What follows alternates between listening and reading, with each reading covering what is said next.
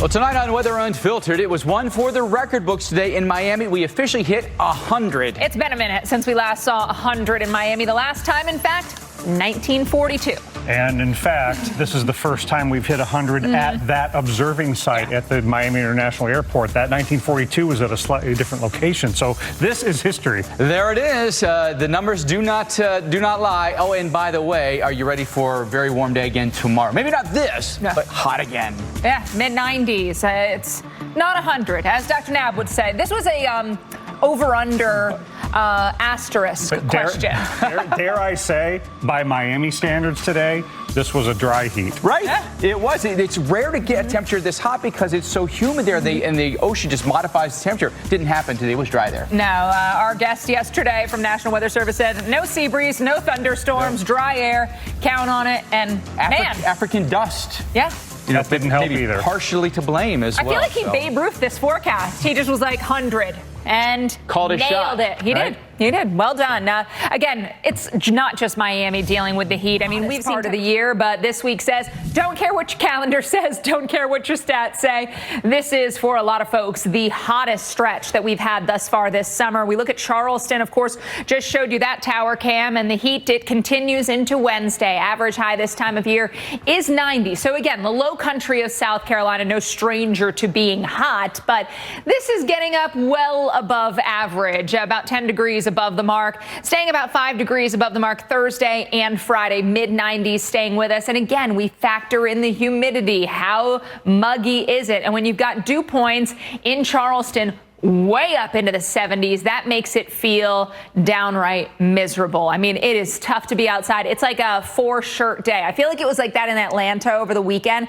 I took like my dog for a walk around the neighborhood, and I was like, I have to shower and change. This is not going to work for me. Through tomorrow, we've got heat advisories and extreme heat warnings in effect for many. There are, I'm trying to see if there's any heated or extreme heat watches. No, I don't see any of those. So heat advisories or extreme heat warnings in effect for coastal parts of the Carolinas and Georgia, a lot of Florida, and then the south, central, mid-south states. Man, that's where the heat is.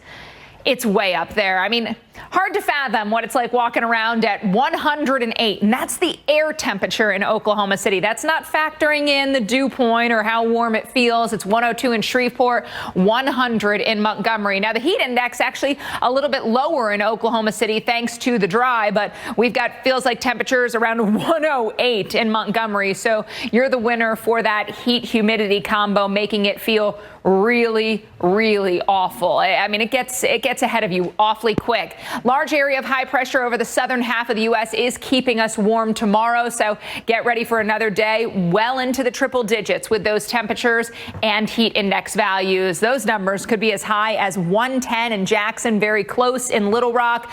Houston, Mobile, Tallahassee feels like temperatures around 105. So very uncomfortable. Limit how much time you're spending outside. Think of the kids, make sure they're taking breaks. I know even if they're out in the pool, it can get ahead of you. And remember, your pets. Coming up at 40 after, see how one fire department is employing a new...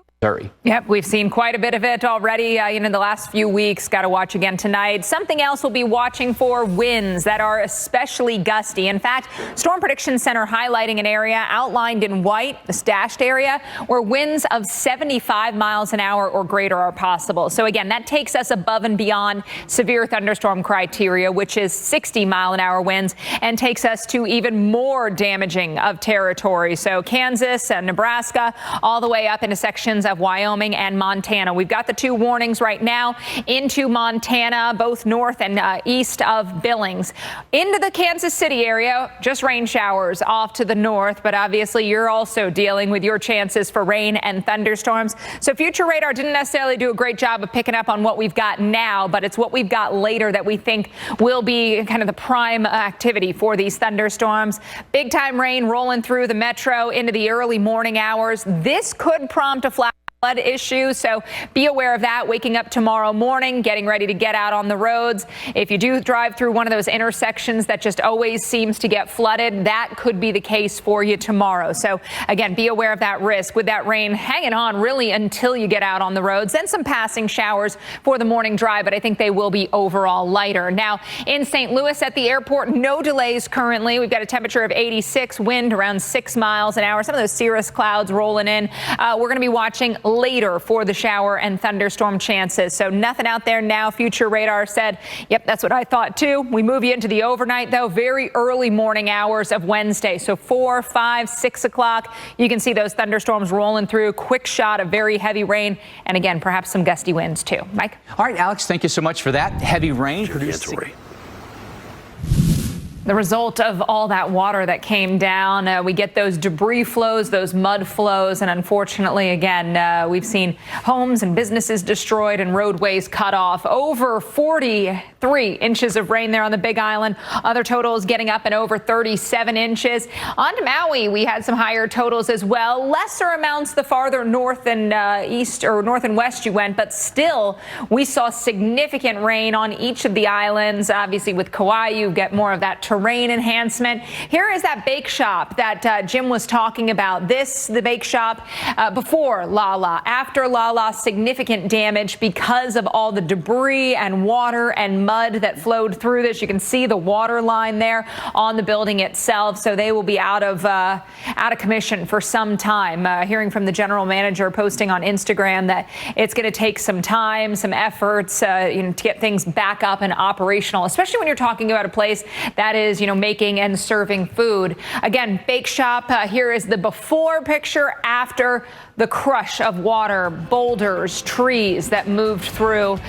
Some still standing, but obviously a lot of damage. These high temps have been awful. Summer heat, it is here, and it is making its presence felt in a lot of areas. We look at Miami, where the average high is 91. Today hit triple digits, 100 degrees, tying that all-time record high hit one other time in previous history. And as Dr. Knabb said, not at the current site. So this is the first time at this reporting site that we have hit 100. Previous 100-degree day was back in 1942. So it's been a while. Tomorrow, we're staying in the mid-90s, so still about 5 degrees above average, getting back closer to, but a bit above average into the start of the weekend. By Sunday, settling into that 91-degree temperature. Now through Friday, potential record highs and potential record warm lows from parts of the west to the southern plains to the southeast and, of course, into Florida as well. So there are a lot of areas that will continue to not just be hot, but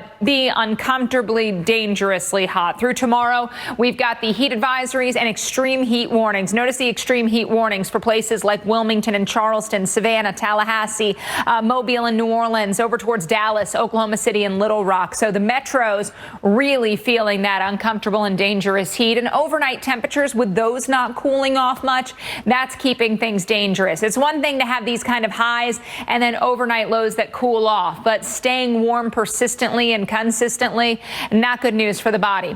Now Montgomery, right now you're at 100. It's 108 in Oklahoma City, but feels like temperature 108 in Montgomery. Feels like 110 in Shreveport. Feels like 106 in Oklahoma City. Plenty of other spots feeling like the triple digits. How about Charleston? Feels like 109. Just like miserable.